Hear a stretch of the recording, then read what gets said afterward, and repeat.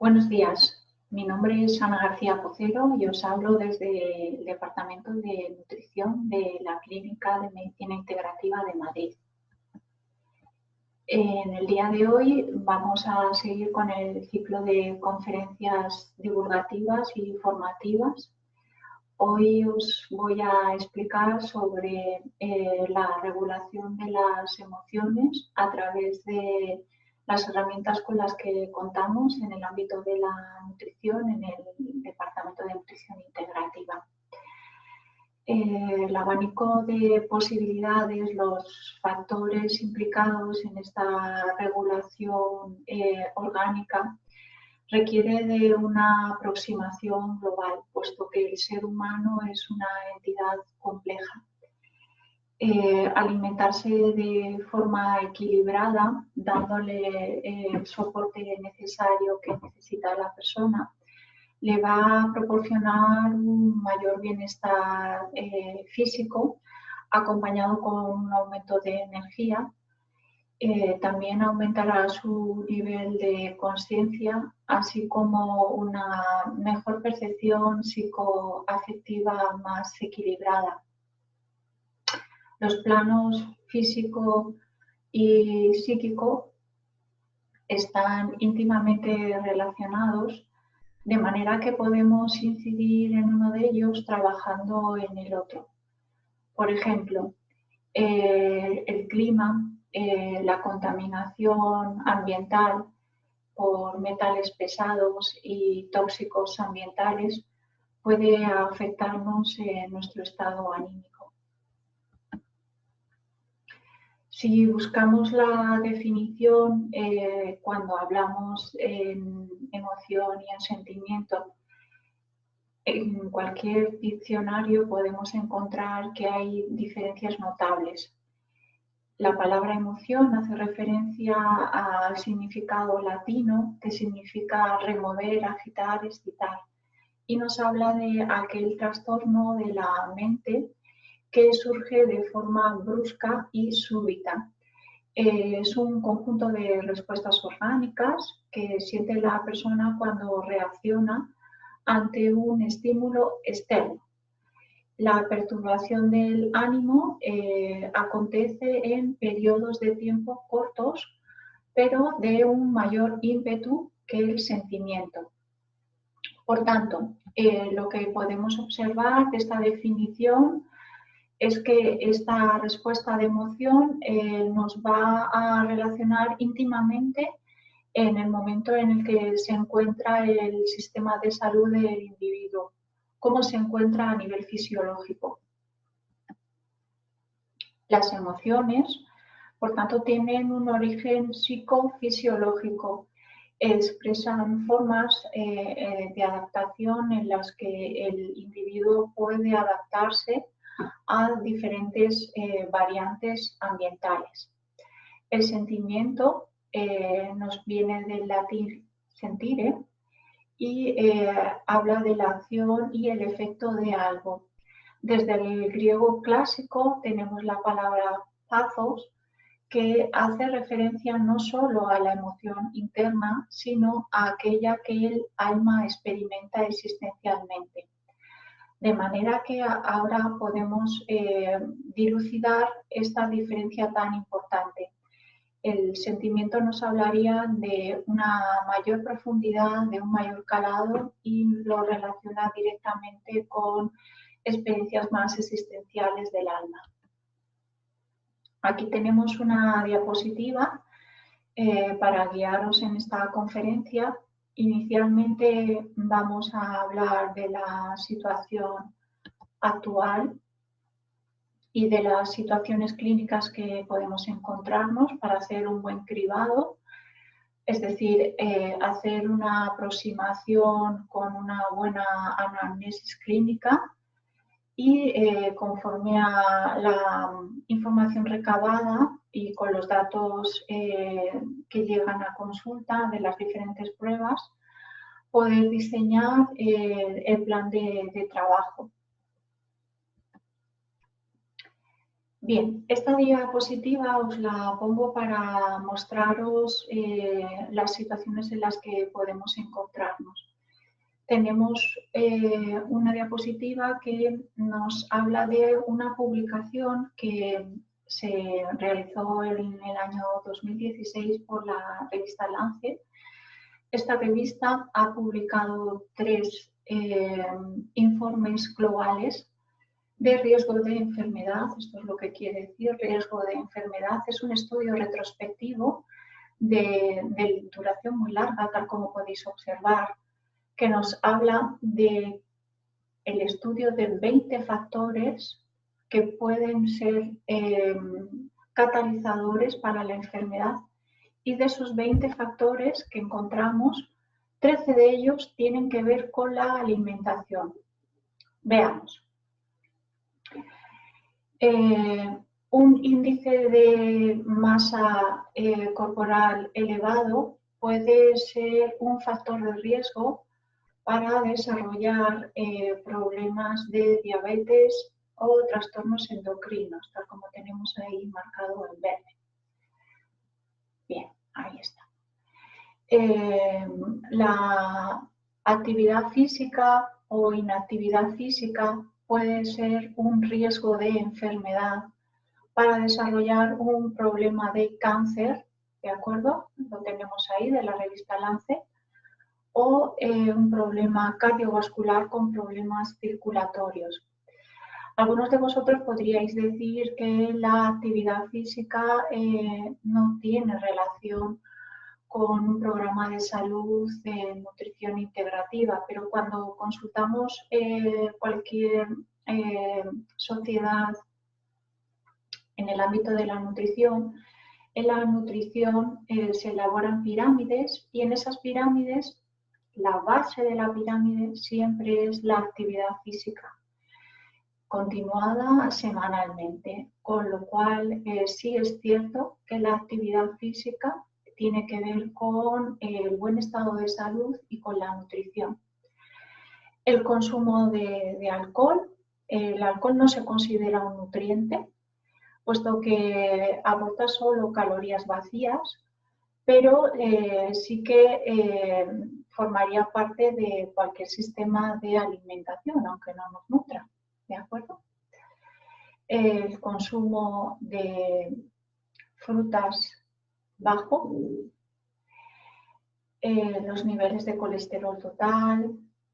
Más abajo encontramos consumo de semillas y frutos secos en baja ingesta.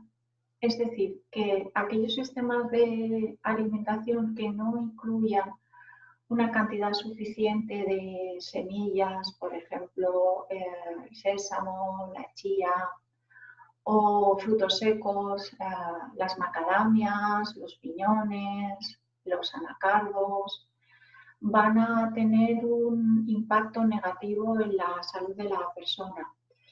De manera que esta baja ingesta, si lo vemos en qué color está pintado, tiene relación con el riesgo de enfermedad en afectación cardiovascular y circulatoria. Niveles altos de glucosa, problemas de diabetes y trastornos endocrinos, pintados en verde. Dieta alta en sodio. Bien, cuando hago un recuento de 24 horas o hablo sobre los hábitos de alimentación que el paciente presenta cuando tiene un problema de salud, en muchos casos encuentro una alta ingesta de alimentos procesados o de derivados cárnicos, y estos alimentos son ricos en sodio. Entonces, estos alimentos ricos en sodio, tal como vemos aquí en la diapositiva, pueden ser factores de riesgo en problemas de diabetes. Está pintado en verde, ¿de acuerdo? Lo vemos ahí. Está pintado también en azul, problemas cardiovasculares, y también está pintado en azul más oscuro, problemas de cáncer, ¿de acuerdo? Nos lo dice la revista Lancet. Consumo de drogas, evidentemente no. Aquí está, otro factor de alimentación, nutrición. Dieta baja en vegetales. todas aquellas dietas que están ahora de moda y no bien balanceadas, dietas hiperproteicas, las mal denominadas dietas saludables ricas en proteínas, pueden causar un riesgo en la salud, de manera que pueden ser un factor para desarrollar procesos de cáncer y problemas cardiovasculares.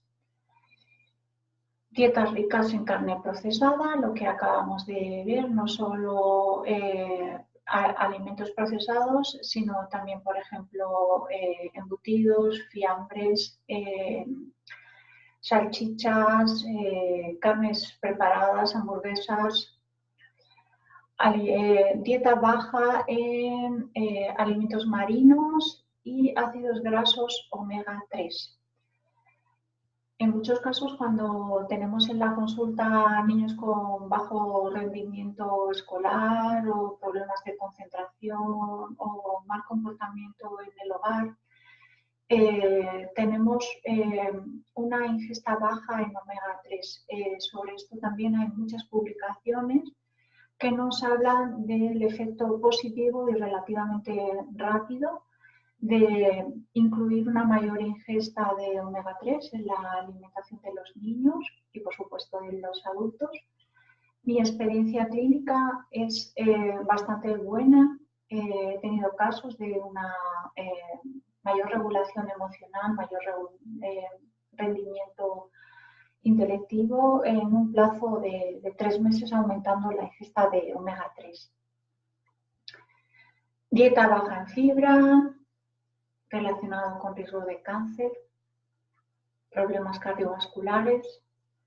Dieta baja en cereales integrales, es decir, que aquellos alimentos que tengan muy degradado el grano, va a suponer una degradación de sus nutrientes, por ejemplo, del grupo de vitaminas B, además de la importante función metabólica y reguladora que hace la fibra en el cuerpo.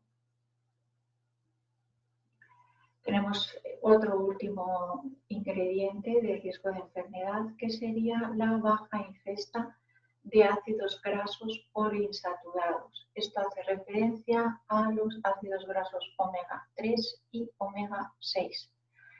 En España, por tradición, solemos incluir una ingesta suficiente de omega 9, pero el omega 9 no es un ácido graso poliinsaturado, es un ácido graso monoinsaturado.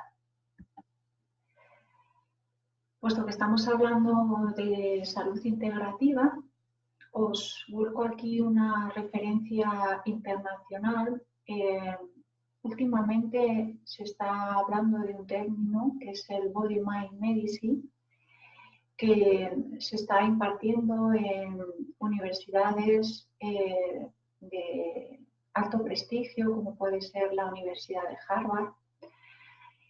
Ha desarrollado un modelo de formación y atención sanitaria que tiene herramientas para dar soporte en la enfermedad, que incluyen meditación, yoga, tai chi, habilidades cognitivas, así como intervenciones en el estilo de vida, como son cambios en la alimentación, el deporte y el descanso.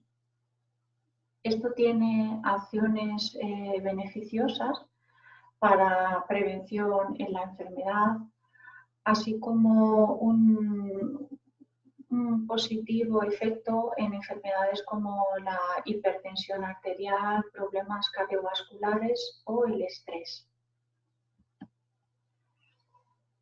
La constelación de herramientas que encontramos en medicina integrativa es muy grande, muy amplio. Es una medicina que incluye, subsume aquellas herramientas que ya tenemos en la medicina occidental o alopática, Dentro de estas herramientas o terapias tendríamos, por ejemplo, la medicina tradicional china, con una larga experiencia de casi 2000 años, la farmacología clásica, homotoxicología, los tratamientos con ozono, la homeopatía clásica, auriculoterapia, por supuesto la nutrición y la dietoterapia, sueroterapia, que nos hablaría de dosis farmacológicas a nivel intravenoso, la meditación, la medicina ayurveda.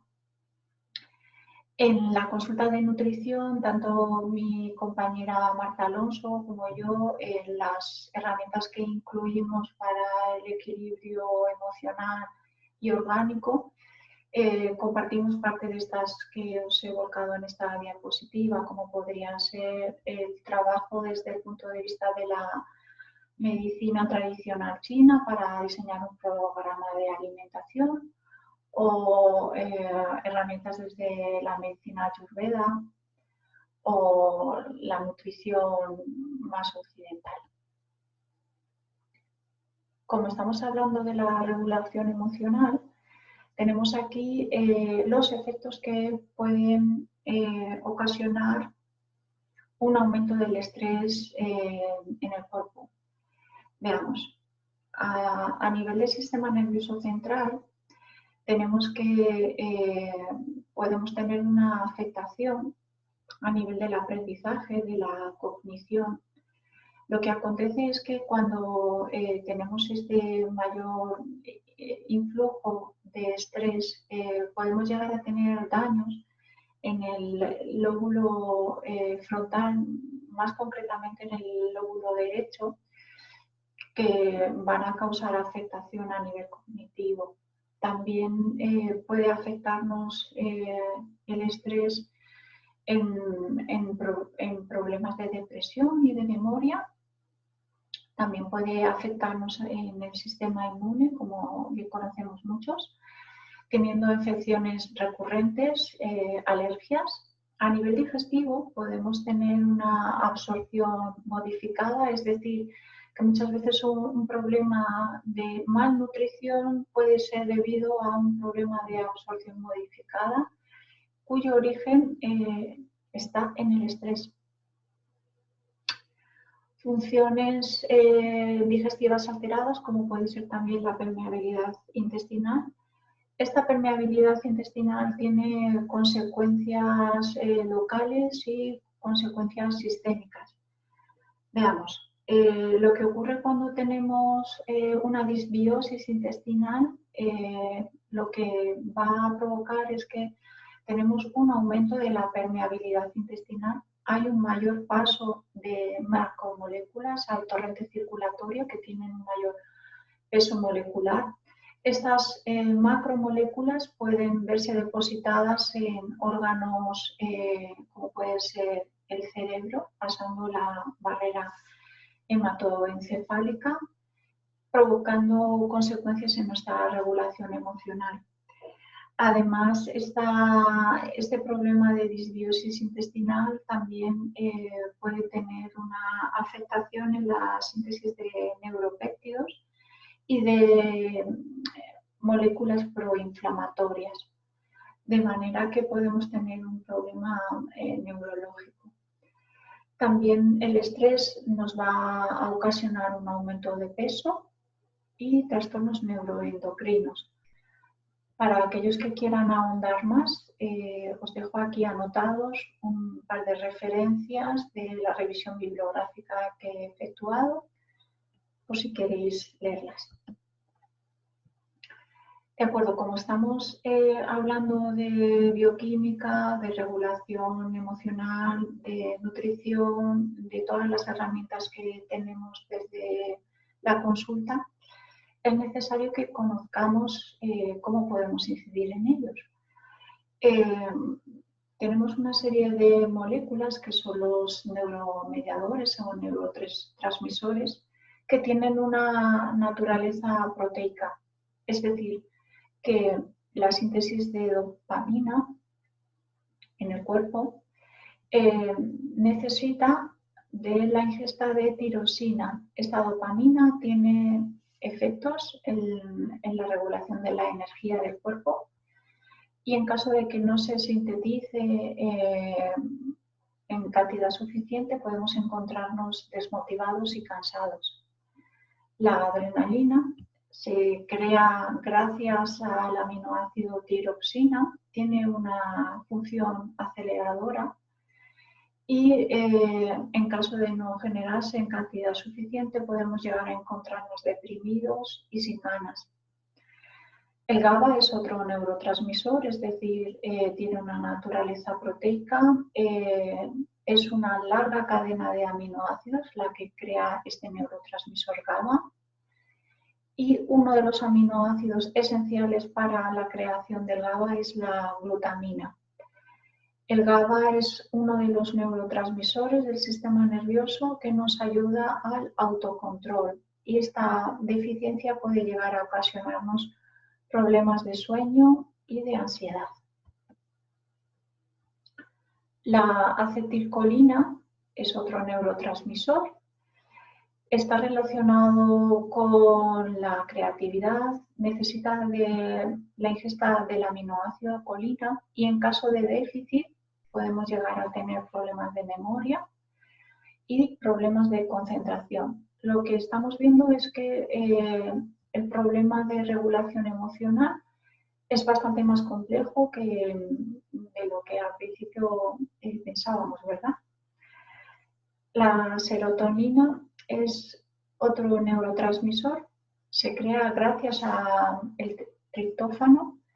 Algunas vitaminas del grupo B, como es la vitamina B6, la vitamina B9, y podría decirse que la serotonina es uno de los neurotransmisores que nos proporcionan felicidad. Evidentemente, hay muchas más cosas que nos proporcionan felicidad. La falta de serotonina puede ocasionarnos problemas de estar irritables o de pulsiones azucaradas. Los aspectos que tenemos que tener presentes, una vez más, deben de recordarnos que para la regulación de la persona tenemos que abordar desde el plano físico, químico, emocional, energético y espiritual. Desde el plano químico, sabemos que la acidosis del mesénquima puede causar afectación orgánica. ¿En qué ocasiones podemos tener acidosis? Los valores en los que debe de encontrarse el pH sanguíneo tienen que estar en una oscilación muy pequeña, entre 7,35 y 7,45, siendo el pH 7,4 el punto exacto de equilibrio. Para lograr ese punto exacto tenemos unos sistemas de equilibrado, unos sistemas tampón, junto con una reserva alcalina. Cuando agotamos esta reserva alcalina, debido al estrés, a la mala alimentación, podemos tener afectación en la emoción. Veamos. Esta acidosis puede ocasionar irritabilidad, cansancio crónico, un estado depresivo, un estado de estrés permanente. La acidosis estimula particularmente el sistema adrenérgico. Entonces, herramientas que tenemos para evitar esto desde la consulta de nutrición sería un plan de alimentación bajo en alimentos ácidos, junto con las herramientas que os he relatado anteriormente, ¿verdad? Trabajar a nivel energético, a nivel espiritual o a nivel emocional. A nivel químico, también sabemos que una depleción en la ingesta, una baja ingesta de vitaminas del grupo B puede ocasionar problemas de depresión y de ansiedad. Una baja ingesta de vitamina C, de vitamina E, de vitamina D de magnesio, de zinc, de ácidos grasos esenciales, omega 3, omega 6. Cuando tenemos un problema de una alimentación rica en azúcares o en harinas blancas o en alimentos muy procesados que van a destruir parte de esas moléculas que van a hacer una función reguladora a nivel de la glucemia sanguínea junto con la fibra, esta situación de hipoglucemia reactiva puede causarnos nerviosismo, irritabilidad, temblor, sudor, depresión, confusión mental, además de perturbaciones digestivas. Otra de las causas por las cuales la persona puede tener afectada su emoción es la presencia de un aumento del hongo cándida. El hongo cándida crece de forma saprofita en el cuerpo. Tenemos varios reservorios de hongo cándida y el que suele acontecer cuando tenemos una candidiasis es el reservorio del intestino, suele estar superpoblado. Esta cándida crea una neurotoxina, es decir, un compuesto que es tóxico para nuestro sistema nervioso, que es un acetaldehído, y la consecuencia de este crecimiento de la cándida con la creación del acetaldehído puede ocasionar depresión, esquizofrenia, ansiedad. La alteración de la permeabilidad intestinal y disbiosis, tal como acabamos de hablar, puede afectar en los procesos de neuroinflamación, neurotransmisión y, por ende, neurogénesis. Toda esta documentación la podéis chequear y ahondar en alguna referencia más. Aquí os dejo otra del doctor Karl Pfeiffer. De acuerdo, cuando estamos haciendo este cribado necesitamos hacer esta historia clínica pormenorizada para hacer una sospecha clínica y utilizar la herramienta terapéutica más conveniente y diseñar su plan de trabajo, su plan terapéutico o tratamiento. ¿Qué herramientas tenemos para el equilibrio? Bueno, en el caso del aumento de la acidez orgánica, tendríamos que incluir aquellos alimentos que nos llevaran hacia pHs más alcalinos. Entonces, deberíamos de prestar atención a estos alimentos que se encuentran pintados en color verde, siempre más sanador, evidentemente.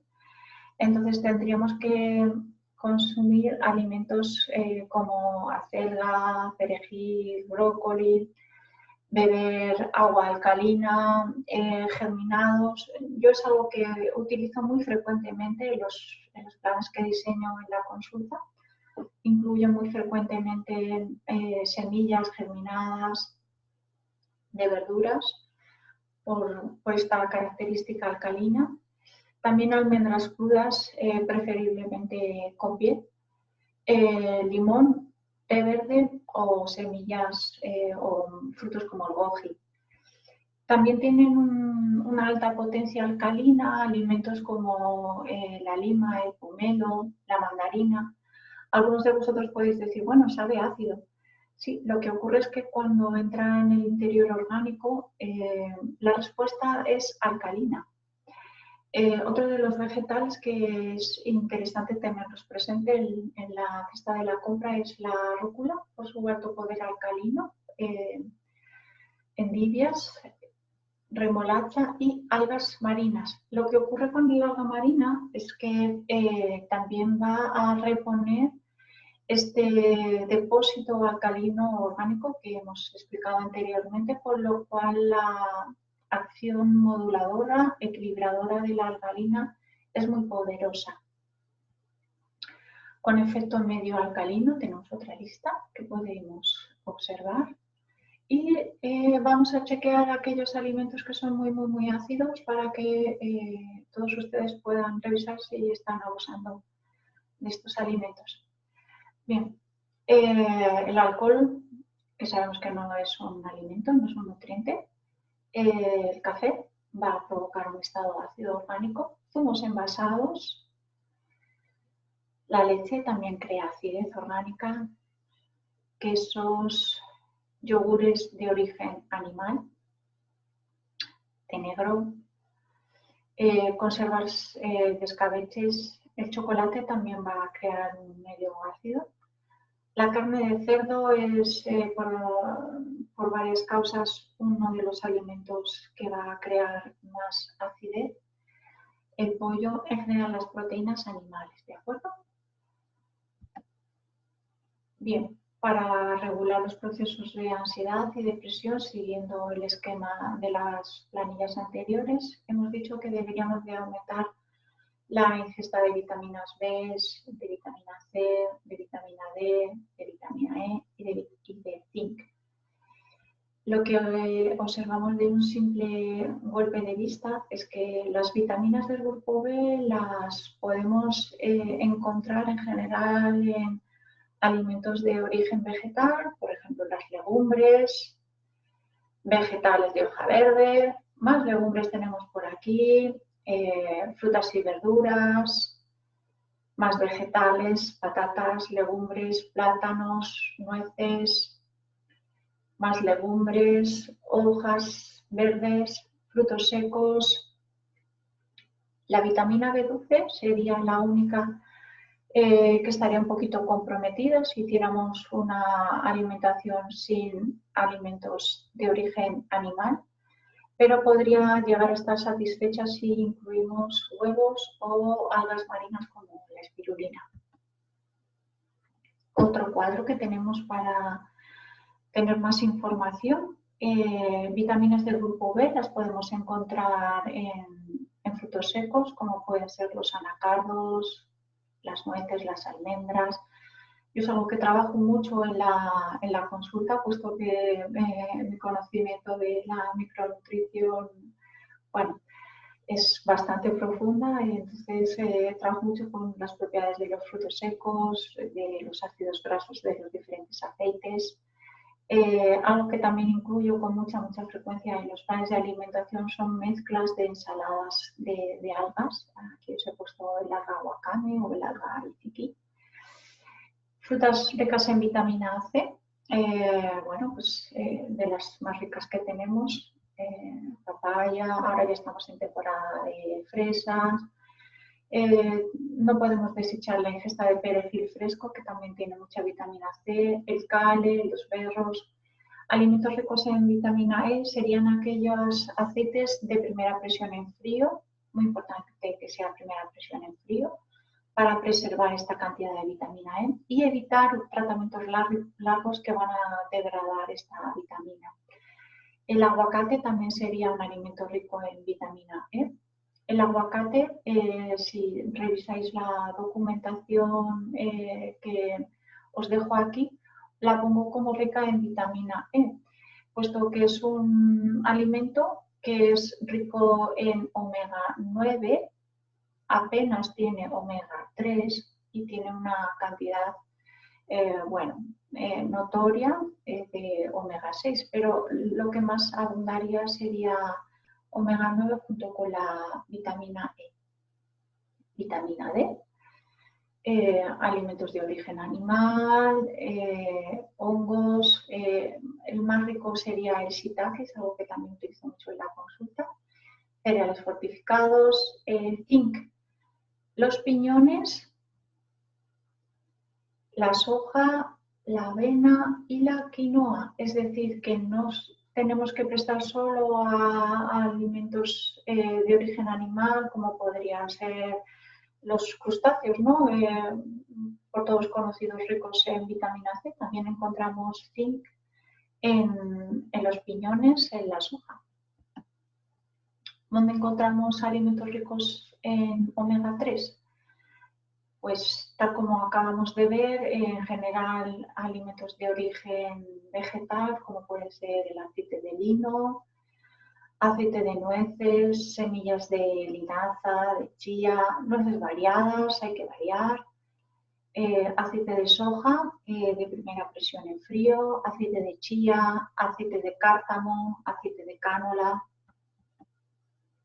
alimentos ricos en triptófano para la síntesis de serotonina. Tendríamos pues, el pistacho, las almendras, salmón, huevos, chocolate, espirulina, queso de cabra, levadura de cerveza. Aquí vamos a hacer un pequeño parón. Cuando yo hago el recuento de 24 horas o hablo sobre los hábitos de alimentación de la persona cuando llega a la consulta, en muchas ocasiones lo que encuentro son desayunos muy desequilibrados que apenas hay variedad, es decir, realizar todos los días el mismo alimento, ingerir el mismo alimento, por definición es un error porque no tenemos ningún alimento que nos dé el 100% de lo que necesitamos. Por ejemplo, la leche de vaca es deficitaria en vitamina C y en hierro, con lo cual siempre hay que hacer una variedad en los desayunos. Entonces, por ejemplo, en el caso de querer aumentar la ingesta de triptófano, pues, lo ideal sería hacerlo a primeras horas de la mañana. Podríamos incluir estos alimentos en diferentes presentaciones para poder tener esta ingesta suficiente. También buscando evitar estas hipoglucemias reactivas de las que hemos hablado anteriormente, tendríamos que prestar atención al índice glucémico de los alimentos. En general, los alimentos vegetales ricos en fibra van a tener un menor índice glucémico. Es decir, si vemos la gráfica que os he puesto, vemos que, por ejemplo, la glucosa, que sería el azúcar blanco, en la alimentación tiene un índice glucémico de 100, es decir, muy alto, la maltosa más alto todavía, con lo cual aquellos alimentos ricos en azúcar, glucosa o maltosa nos van a disparar la respuesta glucémica. La miel es un alimento muy saludable, pero para aquellas personas que tengan esta afección deberían de restringir su consumo. En las frutas que tenemos de temporada es algo con lo que yo presto bastante atención, trabajo mucho con la temporalidad, con el índice glucémico, bueno, además de esto que hemos hablado de la medicina china. Ahora ya podemos ver que, por ejemplo, la sandía tiene un índice glucémico de 72, es decir, bastante alto. Cualquier alimento que esté por encima de 50 ya tendría un índice glucémico que se considera de riesgo medio alto. Entonces buscaríamos aquellos alimentos que están por debajo de 50, como puede ser pues, bueno, la naranja, el kiwi está ahí en la línea, la manzana con piel, las cerezas. Dentro de los cereales siempre vamos a buscar cereales lo más integrales posibles. Los copos de maíz, los cornflakes, deberíamos de tomarlos con mucha moderación o mezclarlos con otros alimentos que aportarán cantidad suficiente de fibra y evitar esa respuesta glucémica elevada. Por ejemplo, podríamos poner unos cereales menos integrales mezclados con unas semillas o con unas almendras, ¿no? y buscar esta respuesta glucémica menor. A nivel de alimentos procesados o panificados, pues lo que vemos es que, por ejemplo, el pan de centeno tiene una respuesta glucémica baja de 50. No ocurre lo mismo con panes de harinas blancas que nos dan una respuesta de 70. Otro de los factores por los cuales podemos tener alterada la emoción sería la proliferación de la cándida, tal como hemos explicado anteriormente. Entonces tendríamos que diseñar un plan de alimentación, una dieta sin fermentos, sin levaduras, con un bajo índice glucémico y alcalina. Es decir, tenemos muchos factores que tenemos que intercalar, tenemos que consensuar con el paciente para que pueda hacerlo y evitar la proliferación del hongo cándida. En el caso de que tengamos una permeabilidad intestinal alterada, deberíamos de reparar el intestino. Y los alimentos o la forma de proceder para reparar el intestino, bueno, pues en el vídeo anterior Ya habíamos hablado de ello, entonces os dejo ahí el link por si queréis revisarlo y verlo en otro momento. Es el vídeo de nutrición e inmunidad. Y por último, voy a hablaros de una técnica que ya incluimos en la clínica de medicina integrativa. A aquellas personas que lo solicitan y quieran, podemos incluir un programa de salud que converja pues, protocolos de suplementación, protocolos de ozono, un plan de alimentación contemplando todos los aspectos bioquímicos y la parte energética la podríamos hacer con terapias como el Reiki. Tenemos ahí anotadas 3 referencias bastante actuales, vamos a revisarlas de menos a más actualidad. Tenemos una publicación en una revista de enfermería, en Pain Managing, que es una revisión sobre los efectos en el dolor y la ansiedad en adultos. ¿De acuerdo? Entonces es una revisión que nos habla de la efectividad en adultos en tratamientos de ansiedad. También tenemos otra publicación en Cochrane, es decir, una revisión que hace la web Cochrane sobre los efectos positivos y medidos en pacientes con depresión y ansiedad.